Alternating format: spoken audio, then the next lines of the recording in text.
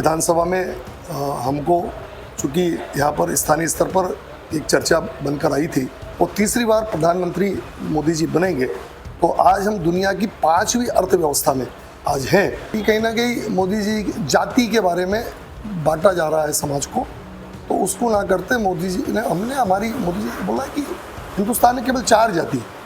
लोकसभा चुनाव का आगाज हो चुका है। मध्य प्रदेश में भारतीय जनता पार्टी ने 29 का लक्ष्य रखा है। छिंदवाड़ा वैसे तो राजनीतिक रूप से बेहद गर्म माना जाता है। छिंदवाड़ा में भारतीय जनता पार्टी कभी भी आम चुनाव में अपनी जीत दर्ज नहीं करा पाई है। लगातार तमाम प्रयास अब भारतीय जनता पार्टी कर रही है।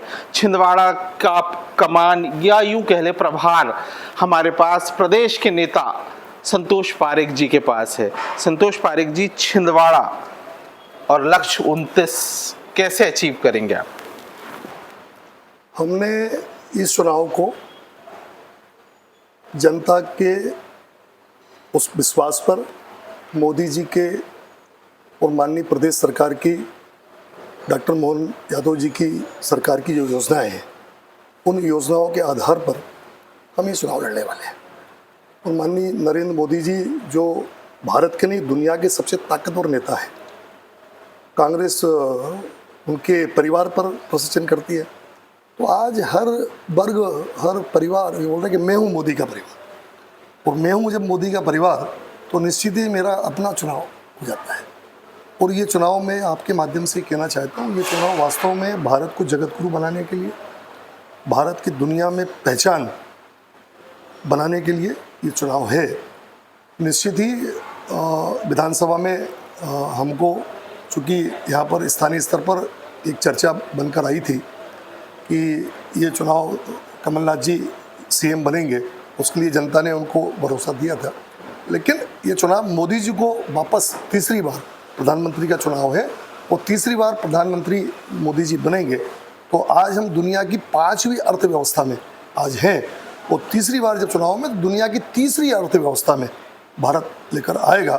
और निश्चित ही एक और प्रश्न और उठकर खड़ा होता है कि कहीं ना कहीं मोदी जी जाति के बारे में बांटा जा रहा है समाज को, तो उसको ना करते मोदी जी ने मोदी जी ने बोला कि हिंदुस्तान में केवल 4 जाति सबसे महत्वपूर्ण है, किसान, युवा, महिला और गरीब। ये चारों लोगों का अगर उत्थान हो गया तो वापस भारत माता सिरमौर बनेगी, जगतगुरु बनेगा।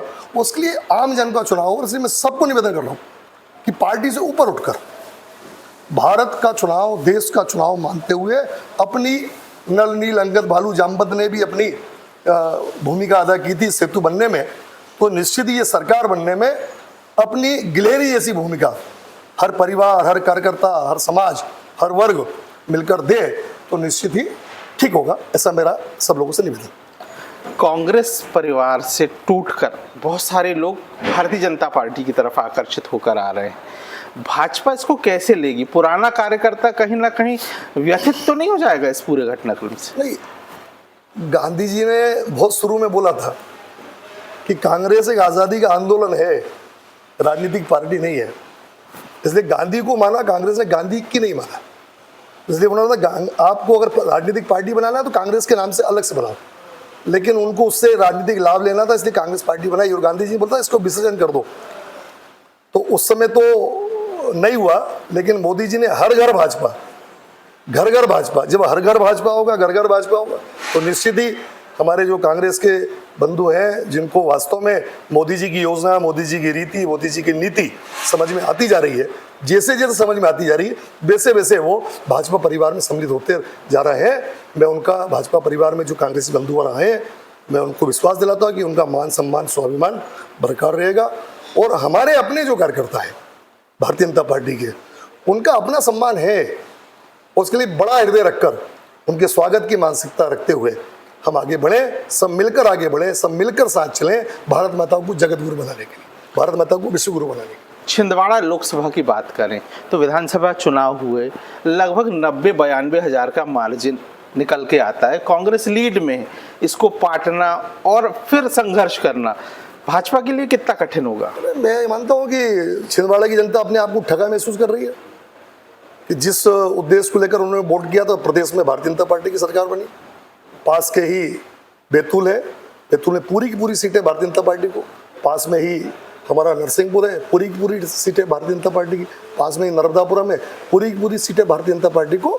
और ये सब देखते हुए मैंने बताया ना कि कहीं ना कहीं कमलनाथ जी पर एक भरोसा रखते हुए कि वो मुख्यमंत्री बनेंगे और स्वाभाविक है मुख्यमंत्री बनेंगे तो क्षेत्र का विकास होगा, ऐसा उनका मानना रहा होगा और उसके लिए उन्होंने उनको वोट किया। लेकिन अब सबको मालूम है कि नरेंद्र मोदी जी तीसरी बार, अब की बार 400 पार के नारा को लेकर साथ लेकर आ रहे हैं। मध्य प्रदेश में 29 की 29 सीटें भारतीय जनता पार्टी डॉक्टर मोहन यादव जी के नेतृत्व में, यानी नरेंद्र मोदी जी के नेतृत्व में आगे बढ़ रही है, आ रही है। उसके लिए निश्चित ही वो भारतीय जनता पार्टी को विश्वास देंगे, अपना भरोसा जताएंगे और यहाँ हम एक प्रचंड बहुमत से अभी तक का रिकॉर्ड। और भारतीय जनता पार्टी ने गांव का बेटा, अपना बेटा, अपना कार्यकर्ता, जमीन से उठा कार्यकर्ता, उसको टिकट दिया है और जो निश्चित ही 24 घंटे 365 दिन यहीं पर रहते हैं। नहीं तो आपने देखा होगा कई बार हम पेपर में पढ़ते हैं कि कमलनाथ जी 2 दिन के दौरे में छिंदवाड़ा में, 28 दिन कहाँ है?